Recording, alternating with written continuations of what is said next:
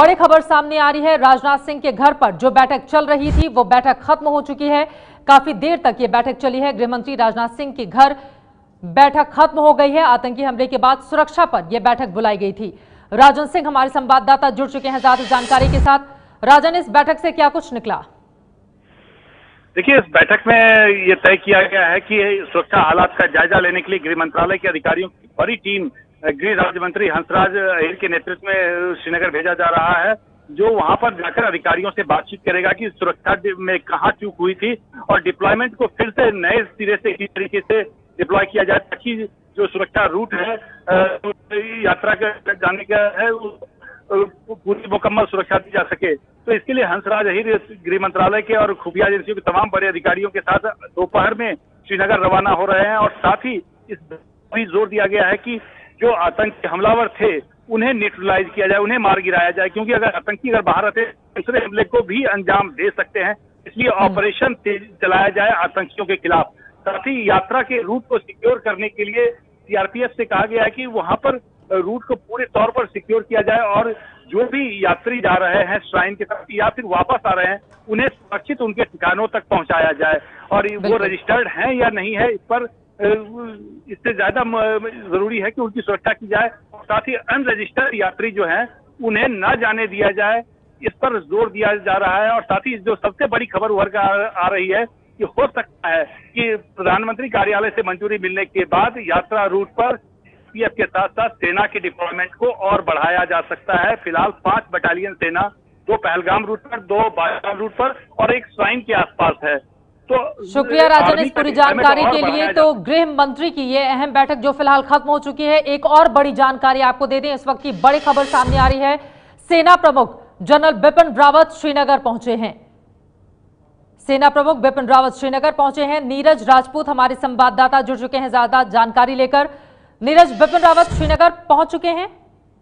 बिल्कुल चित्रा, जो जानकारी मिली है जनरल बिपिन रावत श्रीनगर पहुंचे हैं और यहां पर आते ही जो गवर्नर हैं उनके साथ उन्होंने सिक्योरिटी रिव्यू मीट किया है। साथ ही पैरामिलिट्री फोर्स के जो अधिकारी हैं, सीआरपीएफ के डीजी हैं, वो जम्मू कश्मीर पुलिस के सीनियर अधिकारी हैं, वो सभी इस सिक्योरिटी रिव्यू मीटिंग कर रहे हैं कि आखिरकार किस तरह से इतना जब सुरक्षा इंतजाम था अमरनाथ यात्रा के लिए, तो आखिरकार सुरक्षा में भेद कैसे लगा और साथ ही कि आतंकी आए कैसे, जो बिल्कुल इलाका है रिहायशी इलाके से निकलकर उन्होंने वहां पर अनंतनाग में ये हमला किया है। तो क्योंकि सिक्योरिटी ग्रिड की जो जिम्मेदारी है वो सेना के पास है, हाईवे की जिम्मेदारी जम्मू कश्मीर पुलिस की और सीआरपीएफ की है, लेकिन रिहायशी इलाकों में सिक्योरिटी ग्रिड कैसा होना चाहिए वो सेना की जिम्मेदारी होती है। तो आखिरकार आतंकी उन इलाकों से निकलकर गलियों से हाईवे तक कैसे पहुंचे, इसी के लिए ये बड़ा जो है सिक्योरिटी रिव्यू मीटिंग चल रही है कि और तो चाक चौबंद करने की जरूरत नहीं है और क्या एक्स्ट्रा फोर्स लगाने की जरूरत है, इसको लेकर ये सिक्योरिटी रिव्यू मीट चल रही है गवर्नर।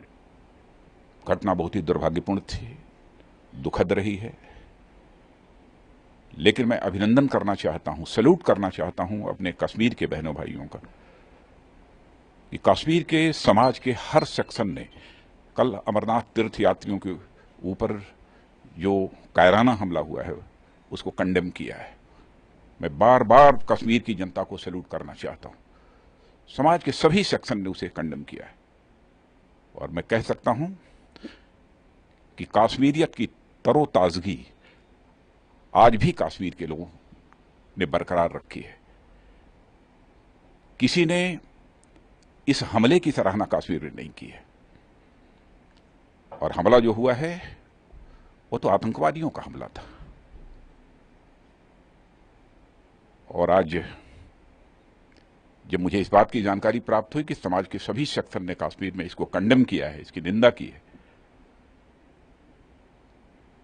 तो मेरे हौसले की अफजाई हुई है।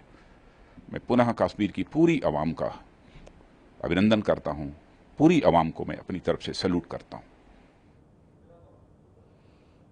कश्मीर की जनता ने कड़ी निंदा की है इस हमले की। इस बात का जिक्र करते हुए यहां पर गृह मंत्री राजनाथ सिंह नजर आए, लेकिन बड़ा सवाल ये सरकार अब आगे करने क्या जा रही है, जवाब कैसे दिया जाएगा आतंकवादियों को। 7 लोगों की जान चली गई है और इस पर गृह मंत्री का बयान सामने आया है। उन्होंने कहा है कि मैं कश्मीर की जनता को सलाम करता हूं। अमरनाथ यात्रा पर हुए हमले पर गृह मंत्री राजनाथ सिंह जो बैठक में शामिल थे, बैठक खत्म करने के बाद मीडिया से रूबरू हुए और उन्होंने कहा कि कश्मीर की जनता को मैं सलाम करता हूं, क्योंकि कश्मीर के हर तबके की ओर से इसकी कड़ी निंदा की गई है। ये 3 तस्वीरें हम आपको दिखा रहे हैं। बस पर बीती रात 8:20 पर हमला होता है। 19 यात्री जख्मी हैं, अस्पताल में भर्ती, 7 यात्रियों की जान चली गई है।